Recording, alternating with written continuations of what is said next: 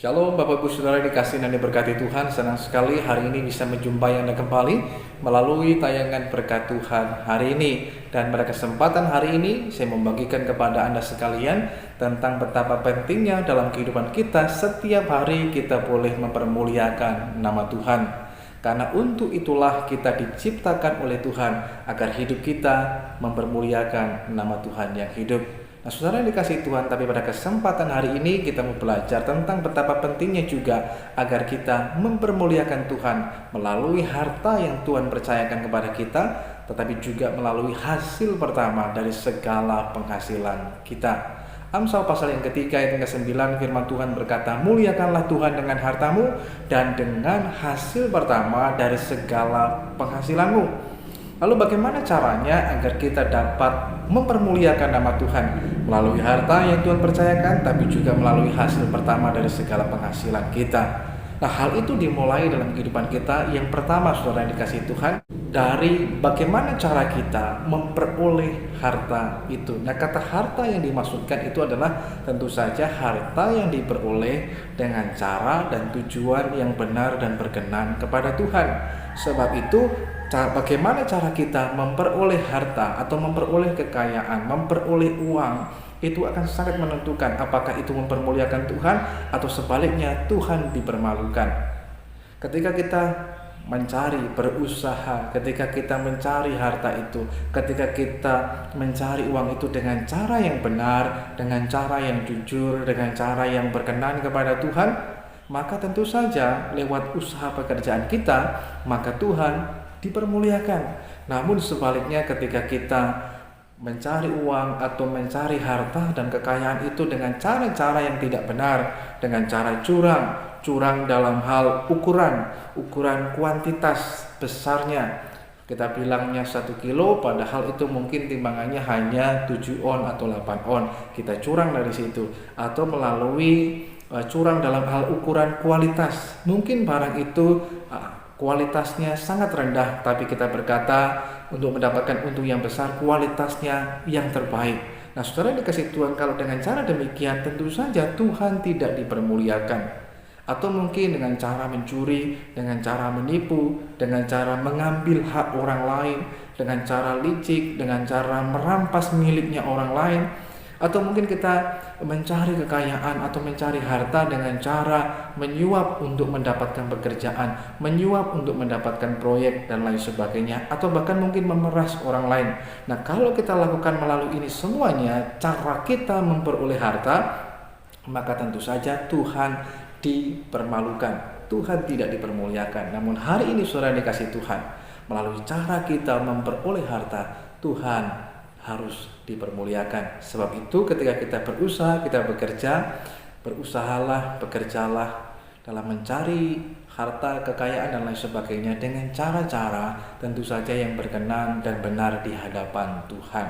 Sehingga kita juga boleh kudus di dalam hal keuangan. Yang kedua, saudaraku dikasih Tuhan, yaitu dengan cara bagaimana cara kita mengelola dan mempergunakan harta yang Tuhan percayakan kepada setiap kita. Mungkin cara kita memperolehnya sudah benar, namun sayangnya juga beberapa dari kita kemudian cara menggunakannya, mengelola harta yang Tuhan percayakan dengan cara yang tidak berkenan kepada Tuhan. Salah satu contohnya adalah kita menggunakan uang atau harta itu semau kita sendiri untuk memuaskan keinginan mata kita, memuaskan keinginan hati kita, memuaskan keinginan daging kita, atau memuaskan keangkuhan hidup kita. Maka kalau kita lakukan dengan cara demikian, cara mengelolanya, maka ini tidak berkenan kepada Tuhan dan tentu saja Tuhan tidak dipermuliakan. Namun kita mesti menyadari, saudara yang dikasih Tuhan, bahwa saat kita dipercayakan oleh Tuhan, mari belajarlah mengelolanya dengan baik. Sehingga melalui cara kita mengelola berkat Tuhan, harta yang Tuhan percayakan, disitulah menunjukkan karakter kita yang sesungguhnya. Sebab itu, saudara yang dikasih Tuhan, kita mesti ingat dalam kehidupan kita bahwa di setiap harta yang Tuhan percayakan pada kita, itu di dalamnya juga ada bagian yang mesti kita taburkan, ada bagian di dalamnya yang juga mesti kita mau belajar untuk memberi kepada orang yang lain.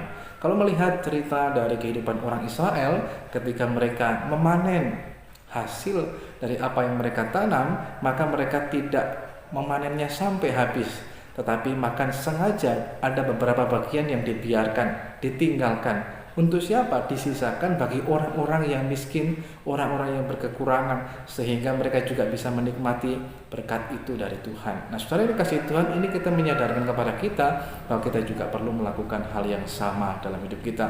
Bahwa dalam bagian berkat yang Tuhan sediakan dalam hidup kita, kita belajar mengelolanya dengan baik. Yang ketiga, bagaimana kita memuliakan Tuhan dengan harta kita dan dengan hasil pertama dari penghasilan kita, yaitu melalui cara kita dalam kita memberi dan mengembalikan lagi apa yang sudah menjadi miliknya Tuhan.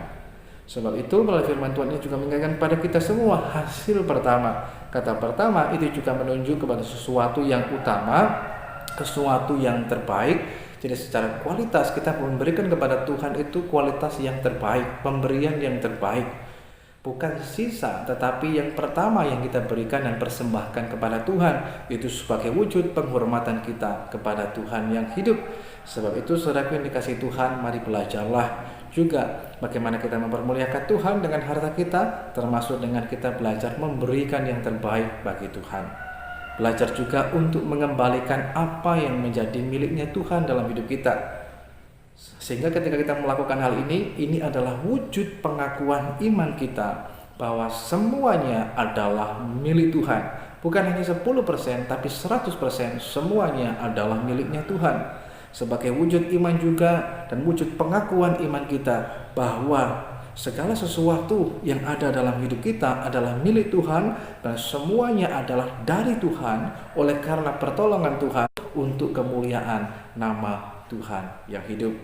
Tapi juga sebagai wujud penghormatan kita kepada Tuhan yang hidup.